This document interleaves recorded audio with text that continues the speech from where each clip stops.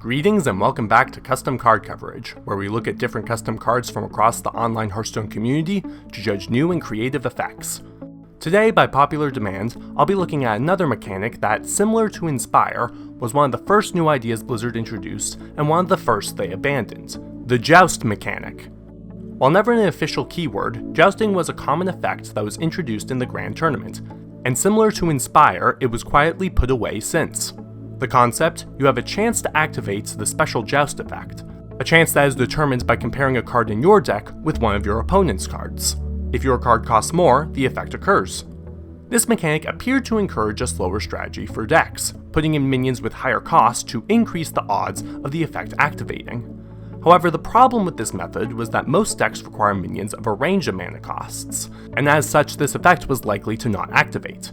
Since the effect not activating would often result in subpar plays, the mechanic built a circumstance where a roll of the dice determined if your slow strategy would pay off, or if it was a waste of time. The main exception to this rule, King's Elec, avoided this by instead being a decent minion in fast-paced decks, while on occasion allowing a card to be drawn. Since that expansion, the Joust mechanic has been refined, and in some ways has a spiritual successor in the Recruit mechanic.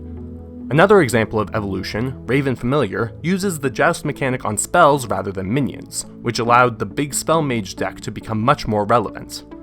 As a side note, Joust also gives card knowledge to both your opponents and to yourself. If you see in a Joust that your opponent hasn't drawn a legendary minion, then you know they're less likely to play that minion next turn. None of the cards I'm covering today take advantage of this, but it's worth noting this particular side effect. So, how can this mechanic be adjusted to appeal to a more fun and interactive game? To answer that, it's time for the normal, the weird, and the game-breaking. First up, we have Moonlight Duelist. 4 mana 5/4 rogue minion, Battlecry, reveal a minion in each deck. If yours costs more, gain stealth. I can appreciate the simple ideas that this card employs. A failed Joust would result in a 4 mana 5/4, which is a slightly subpar minion. However, those stats are more acceptable in a faster-paced deck, and having a stealth minion with 5 attack would likewise be beneficial in such a deck. So this card would be a worthwhile choice in a deck that's fast-paced, but doesn't want to use many low-costed minions? Call me crazy, but I can envision a Miracle Rogue being built with this card in mind, provided that enough early-game spells exist to skew this Joust in your favor. All in all, it's a simple and wholesome design, where the Joust mechanic is used to activate a light effect that is still very constructive for the deck's strategy. Good stuff all around. Next up, we have Wicked Witch. 4 mana 3/3 Warlock minion, Battlecry, reveal a minion in each deck.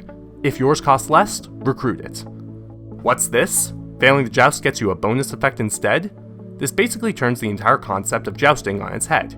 Instead of building a deck that encourages high-cost cards, this instead encourages low-cost cards. A Zoolock or a Spiteful Warlock could likely use this to great effect, especially considering some of the other cards at Warlock's disposal. Flame Imp is almost guaranteed to proc this effect, resulting in a 4 mana 6/5 that thins your deck, and Doomguard might just be worth running on the off chance you manage to pull it. But of course, the greater the resulting recruit, the less likely the effect goes off. This is what's fascinating about the effect. The risk-reward balance of this card is altered depending on the cost of the card pulled.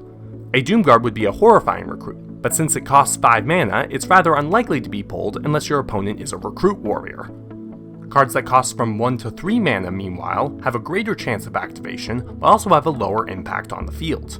And if you fail the Joust, well, then you get this perfectly subpar minion, just like the normal Joust effect. So unlike the original effect, which gives a flat bonus depending on how your deck is built, this Witch gives a variable effect that, most of the time, is still worth using. This is a good showing of how to use random effects correctly. Finally, we have Sore Loser. 2 mana 4/3, Battlecry, reveal a minion in each deck. If yours costs less, destroy this minion. Now yes, this card is interesting, well-flavored, and capitalizes on the Joust mechanic to a T. You might play a 2 mana 4/3, or you might play a 2 mana 0/0. It is, by its mechanic, perfectly balanced. But that's exactly the problem. Having a card that sometimes loses you the game and sometimes wins it for you is not a fun nor fair mechanic. This card takes that polarity and amps it up to 11, being an overpowered and aggressive 2-drop if it wins the Joust, and being useless if it loses. Playing this card on turn 2 would dramatically shift the game on the basis of a skewed coin flip, and a high tier deck that could somehow fit this into it would start several matchups on this coin flip. While the probability can be altered with clever deck design, it's still a decision that would be made in the early game that would dictate how the rest of the game is played. I don't want game deciding random effects activated on turn 2, save it for turn 10. This card showcases the problem with jousting. It's either too strong or it's too weak, and luck determines which it is. The best Joust cards make this effect subtle, or truly aimed at trying to put the game at a slower pace. The less successful ones leave large resources up to this dive roll. This is still okay and interesting when many possibilities can occur, but the worst is when it's broken if it works, and useless if it doesn't. This is the key to keeping this effect interesting. Keep it subtle, or be very careful when balancing it.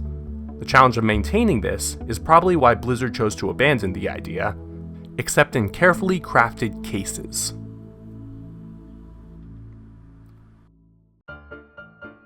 If you have an idea for a Joust card, send me a tweet, @PennilessPlayer, that's penniless with a Y, #JoustingCard.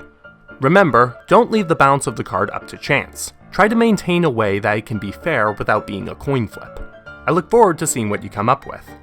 A week ago, I asked you to tweet me for #ConcentrationCard, which for those of you who don't know, is an effect I stole from Magic the Gathering. A lot of people posted some really interesting cards, and a lot of people posted some really broken cards, but in the end there can only be one favorite. That favorite goes to Slinaro, who made the Wine Grower. 5 mana 3/6 Druid Legendary. Your minions have Concentrate, refresh a mana crystal. The fascinating thing about this card is that it simply enables you to spend the attacks of your minions to instead gain more mana, which sounds powerful, but it's actually fairly balanced. Let's take this card's best case scenario. Turn 4 Whispering Woods, then this card is played on turn 5.